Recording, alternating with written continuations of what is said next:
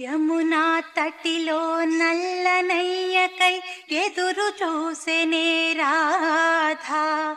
ప్రేమ పొంగుల పసిడి వన్నెలే వాడిపోయెను కాదా. రేయి గడిచెను పగలు గడిచెను మాధవుండు రాలేదే.